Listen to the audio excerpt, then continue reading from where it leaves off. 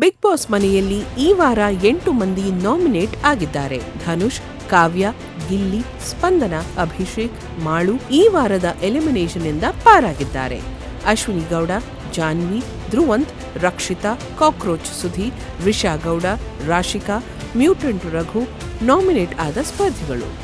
ಇವರ ಪೈಕಿ ಧ್ರುವಂತ್ ವೀಕ್ ಸ್ಪರ್ಧಿ ಎನಿಸಿಕೊಂಡಿದ್ದು ಅವರು ಹೊರಹೋಗುವ ಸಾಧ್ಯತೆ ಹೆಚ್ಚಿದೆ ಎಂದು ಹೇಳಲಾಗುತ್ತಿದೆ.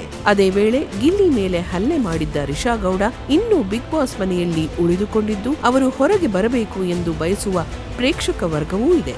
ಈ ವಾರ ಅಶ್ವಿನಿ ಗೌಡ, ಕಾಕ್ರೋಚ್ ಸುಧೀರ್, ಮ್ಯೂಟೆಂಟ್ ರಘು ಮೊದಲಾದ ಘಟಾನುಘಟಿಗಳು ನಾಮಿನೇಟ್ ಆಗಿದ್ದು ಯಾರು ಬಿಗ್ ಬಾಸ್ ಮನೆಯಲ್ಲಿ ಉಳಿಯಲಿದ್ದಾರೆ, ಯಾರು ಹೊರಹೋಗಲಿದ್ದಾರೆ ಎಂದು ಕಾದು ನೋಡಬೇಕಿದೆ. ಅಶ್ವಿನ್ ಮ್ಯಾಮ್ಗೆ ಒಳಗೆ ಕಲ್ಮಶ ಭಾಳ ತುಂಬಿಕೊಂಡೈತಿ. ನಾನು ಸಹ ಮಂಗಳೂರಿನವನು. ಎಂತ ಗೊತ್ತುಂಟ ಗಾಯ್ಸ್, ಗ್ಯಾರಂಟಿ ಸಿಕ್ತು ಇದು ಒಂದು ಸತಿ ನನಗೋಸ್ಕರ ಹೇಳಿ. ಕಿಕ್ಕೇರಿದ ವಾರಕ್ಕೆ ಕಿಚ್ಚನ ಕಟಕಟೆಯ ಜಡ್ಜ್ಮೆಂಟ್. ನಾಮಿನೇಟ್ ಆಗಿರೋ 8 ಮಂದಿಲಿ ಯಾರಿಗೆ ಸೈ, ಯಾರಿಗೆ ಗುಡ್ ಬೈ.